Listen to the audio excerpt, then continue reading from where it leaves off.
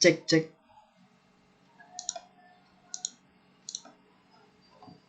Assalamualaikum warahmatullahi wabarakatuh. Saya Muhammad Jawahirul Maknun dan belakang 1105.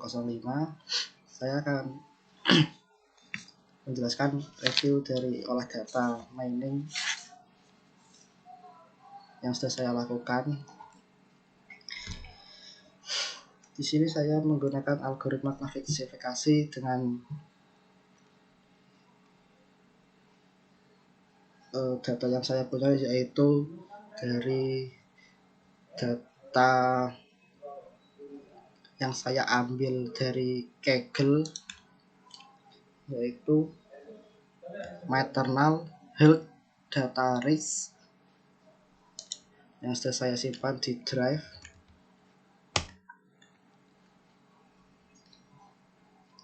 Jadi untuk pertama-tama, apabila kalian ingin mengolah sebuah data mining, kalian bisa mencari data di Kaggle,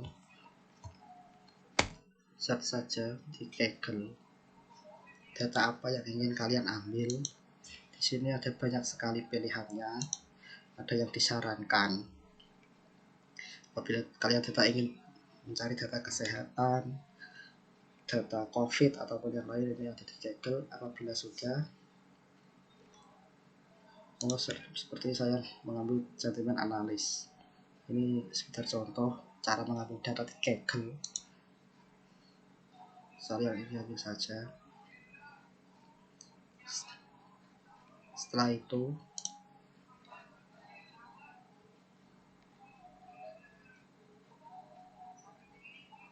maaf, saya ulangi, ini contohnya. Ini downloadnya kalian bisa di sini, kalian bisa download saja. Lalu setelah itu kalian bisa ekstrak datanya, dan ini adalah data yang sudah saya ambil.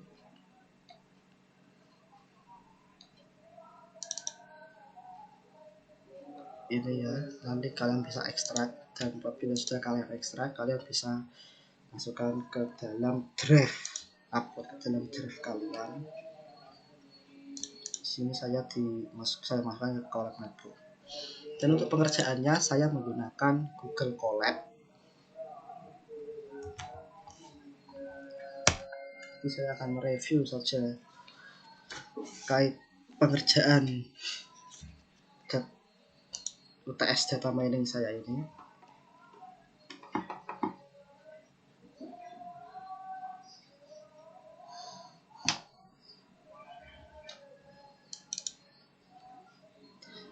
Ya, seperti inilah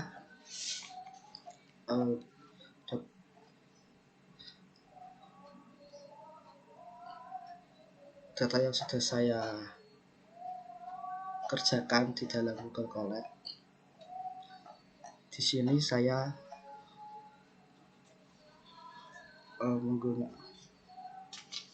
menggunakan data set mental health risk atau maternal health risk dataset, atau data kesehatan ibu melalui sistem pemantauan resiko berbasis IoT. Jadi di sini ada 5 klasifikasi algoritma. Saya menggunakan data preparation EDA, algoritma klasifikasi, yaitu mesin vektor dukungan atau RBF, XGBoost, pohon selalu decision tree, random forest atau urutan acak, Gaussian naive bias, dan informasi kumpulan data, yaitu data yang telah dikumpulkan oleh komunitas layanan kesehatan ibu melalui sistem pemantauan risiko berbasis IoT. Jadi di sini adalah tujuannya memantau risiko wanita hamil berdasarkan tekanan darah tinggi dalam milimeter Hg.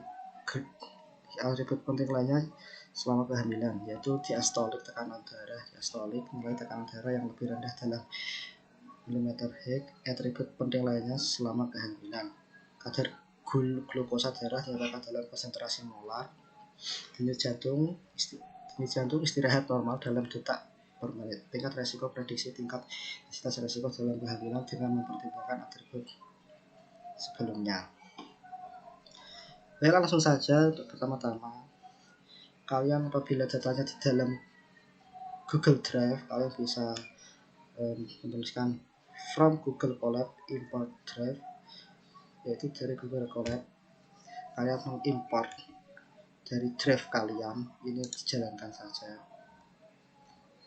agar bisa tersambung.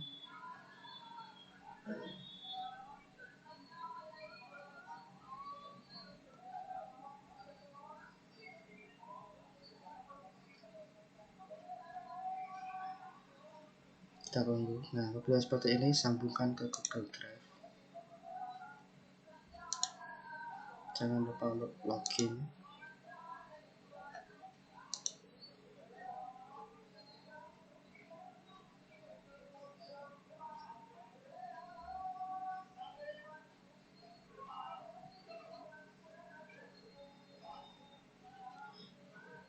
Apabila sudah centang, maka artinya sudah. Selanjutnya kalian bisa melakukan git install data preparation.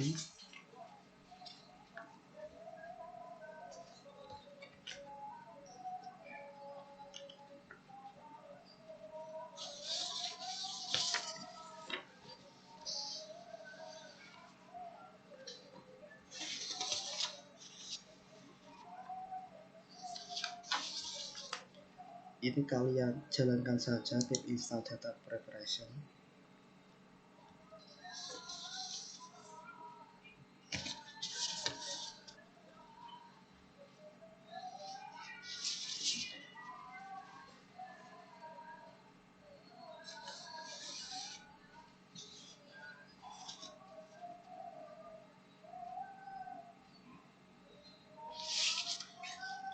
Jadi big data preparation ini untuk memvisualisasi data kalian ataupun seperti mengklasifikasi data kalian.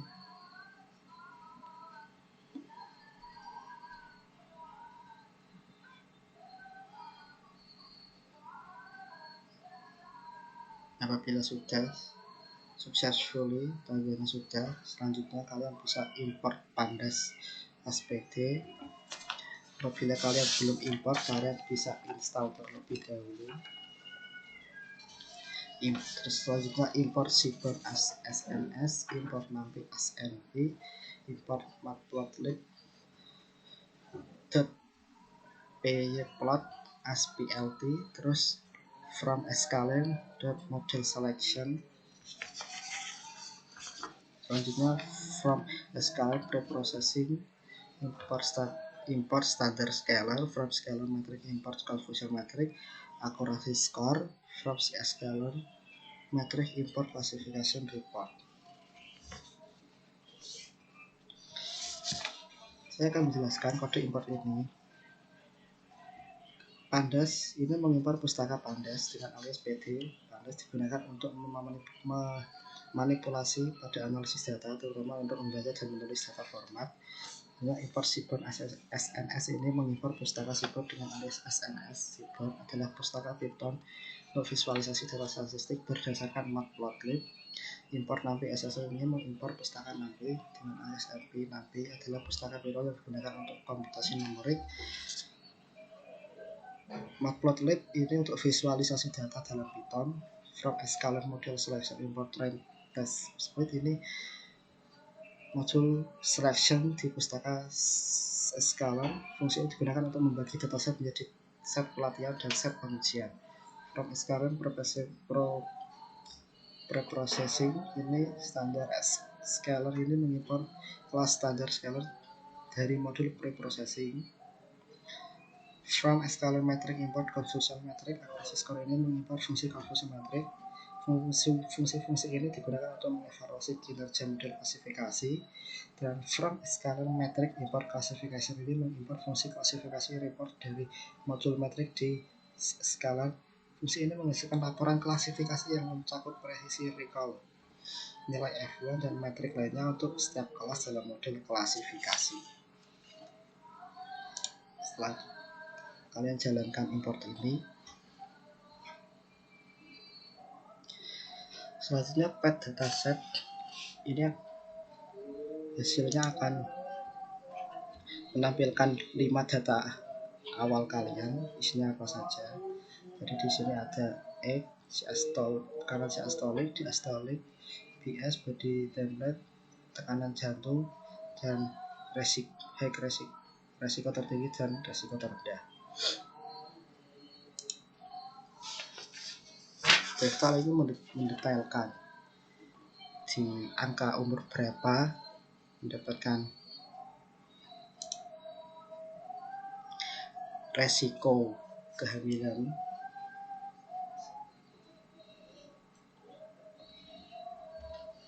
tingkat resiko dalam ibu hamil, resiko tertinggi dan resiko terendah.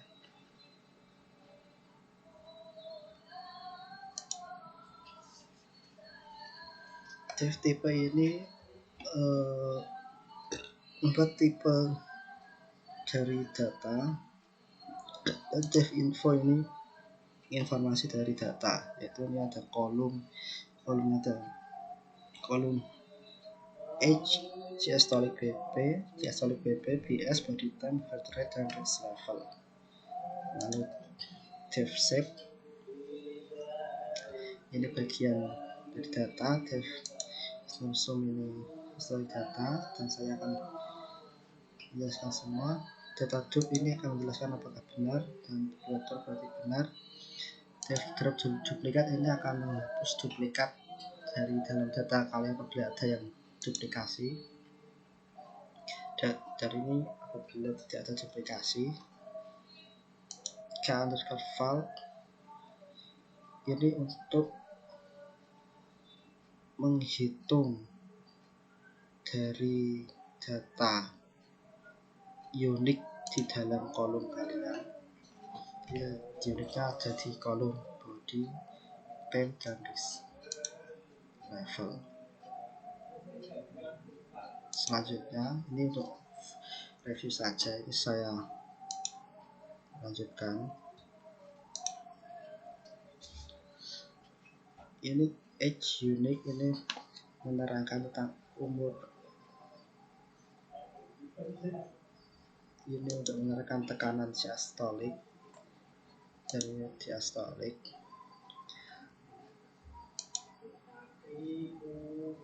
Selanjutnya ini data tekanan jantung, heart rate. Dari ini risk level, low risk, mid tekanan resiko rendah, resiko tengah-tengah, dan resiko tertinggi.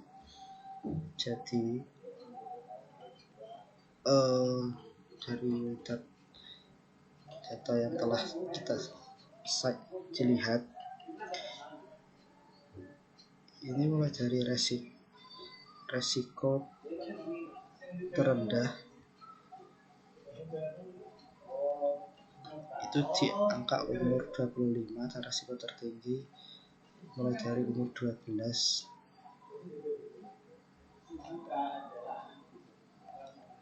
Kita lanjut saja.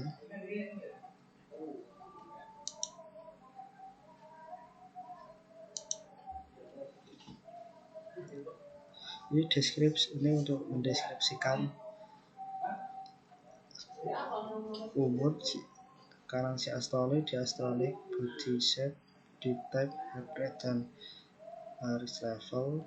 Dan ini untuk suggest chart, ini kalian bisa lihat chart yang cocok.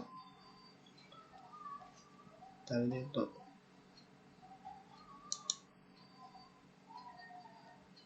menampilkan risk level ya. Jadi risk level berada di angka 18, umur 18 sampai 1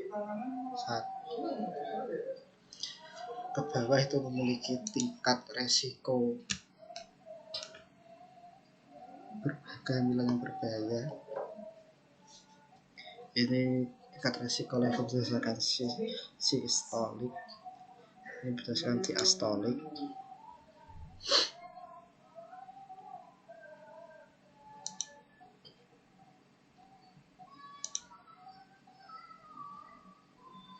Nah, ini untuk from data prep, import plot ini untuk memvisualisasikan data dari rentan umur, sistolik, diastolik, dan juga body type-nya. Ini sudah saya jalankan.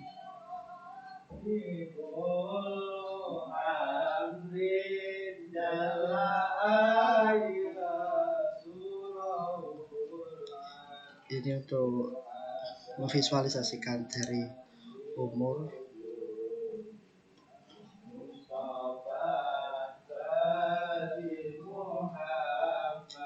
ini untuk memvisualisasikan dari sistolik,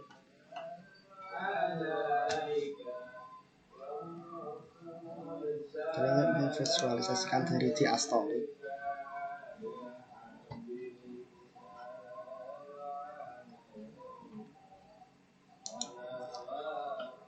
Ini plot dari BS body.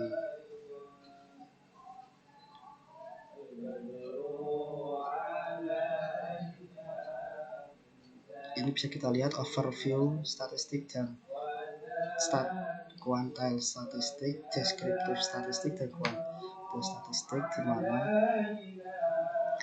angka-angka ini bisa kita lihat overview-nya, data aproksi yang unik dan sampai minimum ke maksimum, dan berarti statistik ini juga bisa dilihat seperti ini.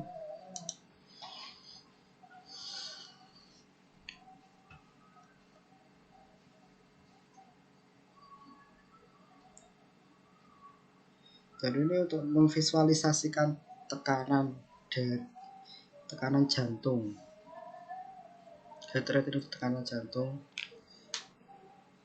mulai sama seperti overview, deskriptif statistik, dan kuantil statistik. Ini untuk level resiko.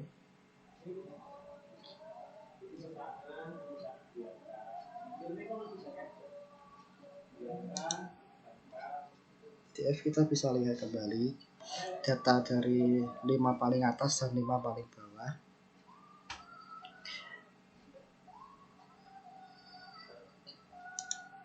Selanjutnya ini untuk korelasi.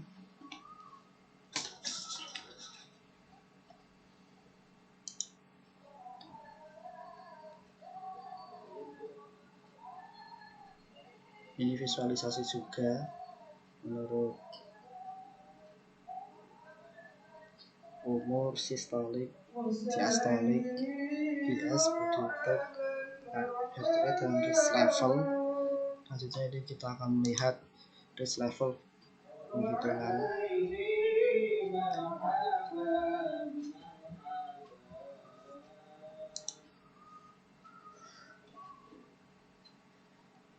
Ini untuk X ya, ini risk level axis dan risk, dan Y nya saya bisa lihat risk level aksesor ini maksudnya adalah yang data X ini kita bisa lihat dari ini untuk Y nya.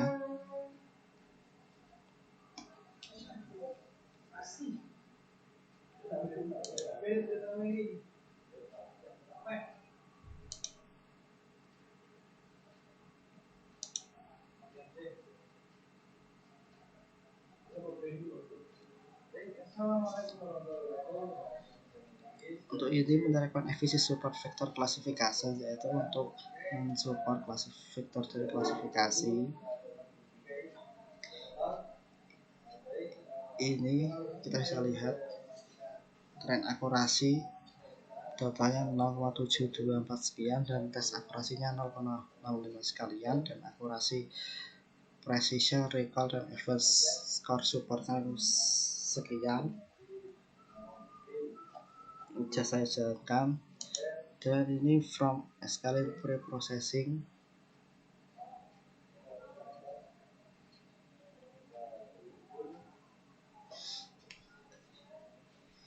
Ini ada sedikit masalah dalam membuat melatih model XGBoost dengan nilai kelas aesthetic encode. XGB is not defined. Ini berarti XGBoost-nya tidak ada, membuat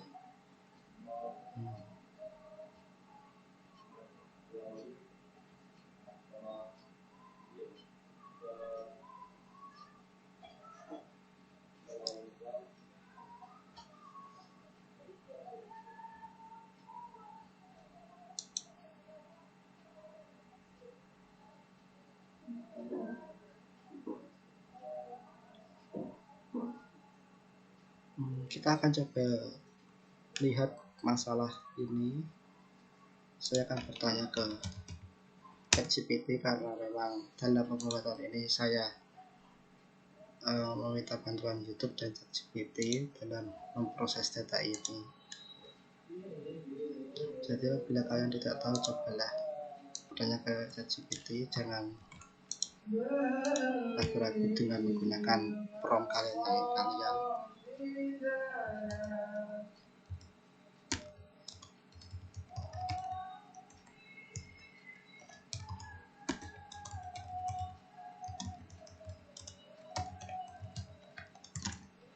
Kalian copy saja kodenya.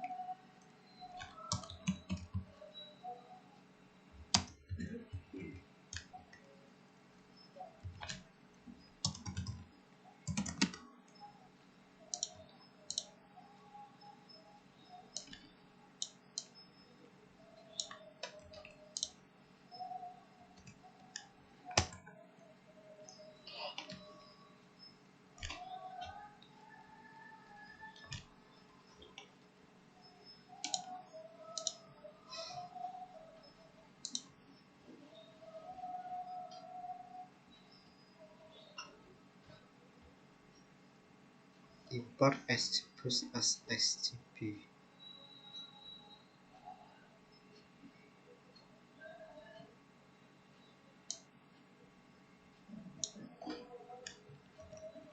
Kita akan coba untuk import XGBoost.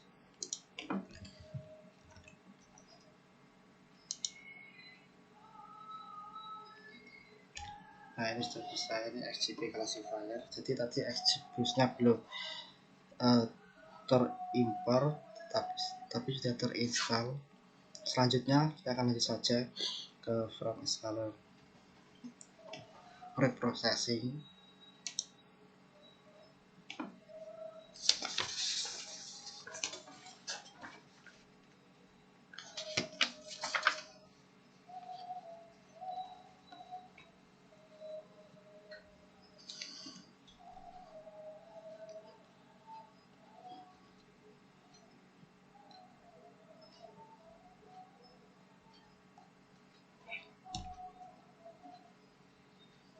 Ini menunjukkan klasifikasi dari label encoder dan menghasilkan tren akurasi. Tren akurasi presisinya ini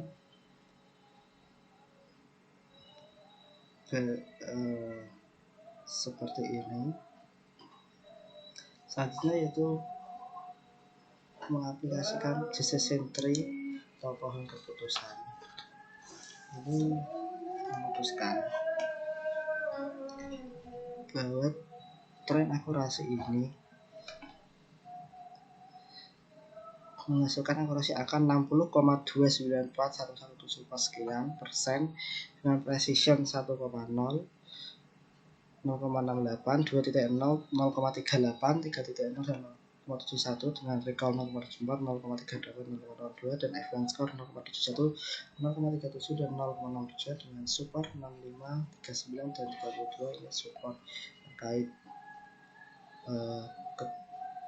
keputusan yang bisa diambil. Dan ini untuk random forest atau randomnya ini mengangkat klasifikasi pada data yang saya miliki.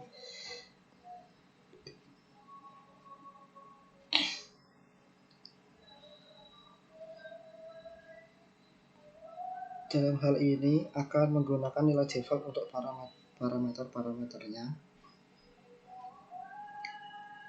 dan memanggil metode fit pada objek random forest dan memberikan data pelatihan ekstra dan label pelatihan jika sebagai argumen.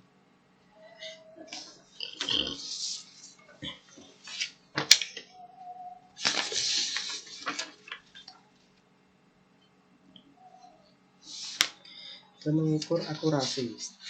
Setelah model dilatih, mengukur akurasi model pada data pelatihan dan data uji menggunakan metode SCORE, memberikan akurasi model terhadap data yang digunakan untuk pelatihan dan pengujian. Jadi ini data ini untuk melakukan pengujian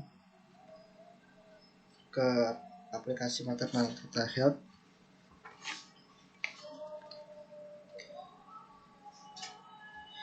Dan juga ada evaluasi model terakhir. Saya mengevaluasi kinerja model menggunakan metrik-metrik sebagai confusion matrix. Akurasi dan klasifikasi report ini memberikan informasi tentang seberapa baik model bekerja dalam memprediksi kelas-kelas target. Jadi kode ini mengimplementasikan lengkap dari proses pelatihan dan evaluasi model random forest untuk melakukan klasifikasi pada dataset ini. Dan untuk yang terakhir yaitu applying Gauss knife bias.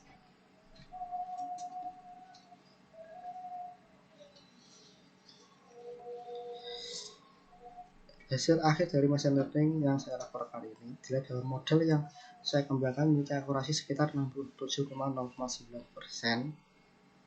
pada data pelatihan dan sekitar 63,24% pada data uji. Ini menunjukkan bahwa model saya cenderung sedikit overfitting, di mana kinerja cenderung lebih baik pada data pelatihan daripada data yang pernah dilihat sebelumnya. Selain itu, hasil confusion matrix menunjukkan bahwa model ini memiliki tingkat kesalahan yang variasi dalam memprediksi masing-masing kelas risiko. Misalnya, model cenderung lebih baik dalam memprediksi kelas risiko tinggi kelas 1, tetapi memiliki tingkat kesalahan yang lebih tinggi dalam memprediksi kelas risiko sedang kelas 2 dan rendah kelas 3. Hasil dari klasifikasi report juga memberikan informasi lebih rinci tentang kinerja model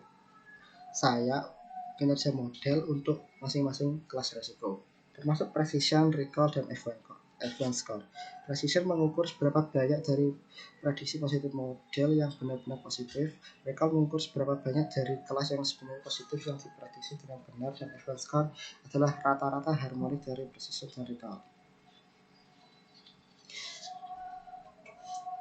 Jadi, hasil ini memberikan gambaran tentang kinerja model dalam memprediksi tingkat risiko kesehatan maternal berdasarkan fitur-fitur yang diberikan dalam dataset.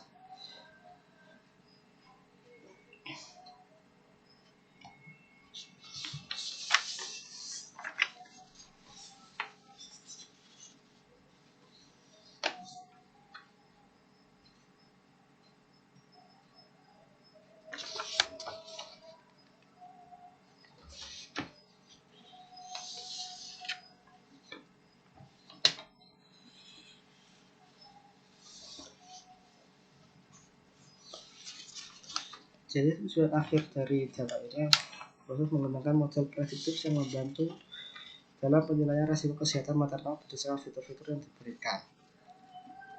Jadi akan saya menjelaskan terkait data ini, yaitu tujuannya akhirnya adalah meningkatkan pemahaman. Dengan menganalisis data kesehatan maternal, kita dapat memperoleh pemahaman yang lebih baik tentang faktor-faktor yang mempengaruhi risiko kesehatan ibu hamil, serta bagaimana fitur-fitur ini berhubungan satu sama lain.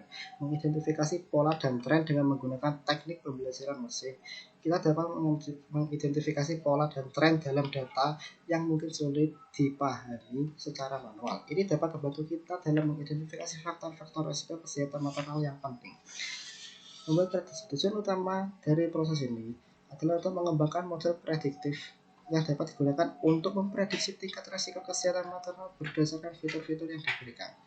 Dengan demikian, model ini dapat membantu dalam penilaian risiko dan pengambilan keputusan klinis yang lebih baik selama kehamilan ibu.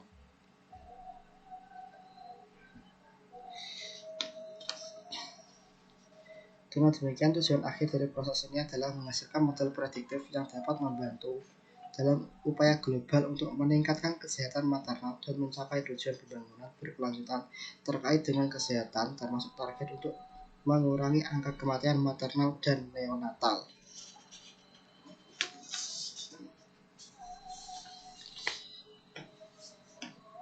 Jadi sekian dari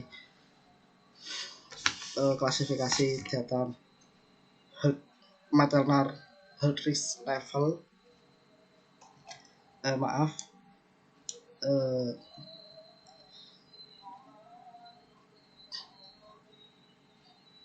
Data dari klasifikasi tingkat resiko kehamilan. Jadi dari saya kurang lebihnya mohon maaf apabila ada kata-kata yang sulit dipahami ataupun kurang memahamkan. Saya mohon maaf sebesar-besarnya. Sekian, wassalamualaikum warahmatullahi wabarakatuh.